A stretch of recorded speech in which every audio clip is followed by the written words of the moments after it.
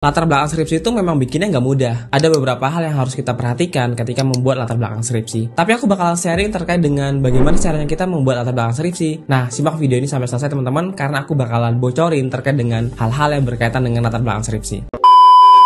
Halo guys, selamat datang di channel Ajar Al-Fatah. Di channel ini aku banyak membahas terkait dengan tips bagaimana caranya mengerjakan skripsi dan tips bagaimana cara menghadapi seminar dan sidang skripsi. Ini adalah episode ke-9 pada segmen untuk pembimbing aku, dan kali ini kita dapat email dari Darsinah di Aceh. Assalamualaikum Bang. Waalaikumsalam. Salam kenal juga Darsinah. Saya Darsinah, mahasiswi semester akhir dari Aceh, tepatnya di Universitas Teguh Umar. Jadi gini Bang, kemarin aku udah ngajuin judul dan alhamdulillah udah di ACC. Alhamdulillah. Judul skripsi tentang program Kota Layak Anak KLA di sebuah desa gitu. Tapi sekarang lagi bingung harus mulai latar belakang itu dari pengertian anak atau langsung ke penjelasan terkait dengan program KLA tersebut. Mohon penjelasannya Bang. Oke, makasih banyak dari Sina yang udah kirim email. Kita bahas di video kali ini. Jadi teman-teman, ada beberapa hal yang harus kita perhatikan sih ketika kita membuat sebuah latar belakang skripsi. Atau lebih tepatnya aku jelasin dulu deh terkait dengan cara membuat latar belakang skripsi. Nah, memang iya, selama proses skripsian itu biasanya yang paling banyak direvisi itu adalah latar belakang terlebih dahulu. Itu akan sangat sering direvisi oleh pembimbing skripsi kita. Alasannya ya karena latar belakang skripsi merupakan sebuah dasar banget nih di dalam kita melakukan sebuah penelitian. Nah, dari teman-teman, latar belakang skripsi itu kan seperti tempat kita bercerita terkait dengan fenomena apa yang sedang terjadi. Nah, jadi cara membuatnya adalah di awal kita itu membahas terkait dengan sesuatu yang umum menjadi sesuatu yang khusus. Nah, kalau kasus yang dari Sina tadi itu lebih tepatnya menurut aku tidak usah membahas terkait dengan anak, tapi langsung aja berhubungan dengan program KLA tadi. Apa penyebab program itu terjadi? Kemudian apa sih kendala selama program itu berlangsung gitu. Itu langsung bahas terkait dengan hal itu aja. Nah, jadi alur dalam membuat sebuah latar belakang skripsi adalah teman-teman di awal bahas dulu, ceritakan semua terkait dengan permasalahan yang sedang terjadi. Nah, permasalahan di sini tuh teman-teman bisa lebih umum. Contoh umumnya gimana? Contoh gini, misalkan teman-teman itu mau meneliti terkait dengan program keluarga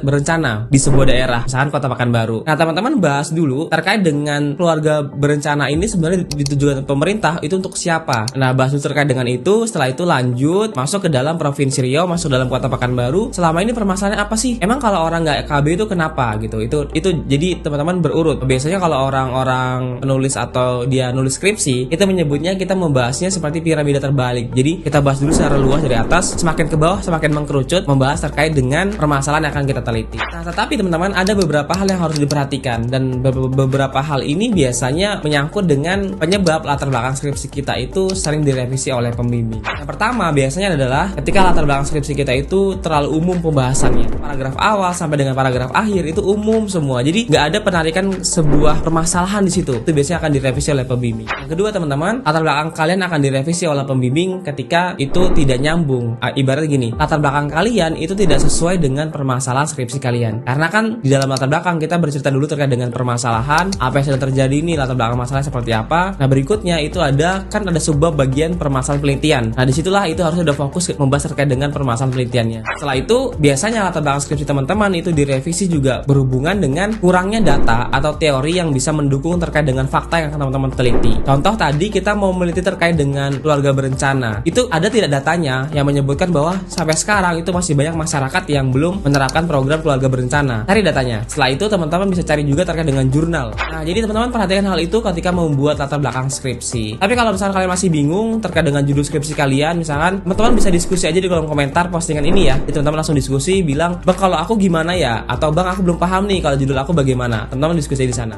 Kedepannya aku bakalan banyak bahas terkait dengan skripsi dan seminar skripsi ya teman-teman. Hingga sidang nantinya, bagaimana cara menghadapi dosen pembimbing mungkin, itu aku juga akan bahas terkait dengan hal itu. Teman-teman bisa subscribe dulu aja dan aktifkan notifikasi biar kalau aku posting itu teman-teman langsung ada notifikasi di handphone masing-masing. Mungkin untuk episode kali ini cukup sekian. Kita ketemu lagi di episode selanjutnya minggu depan ya teman-teman. Dadah.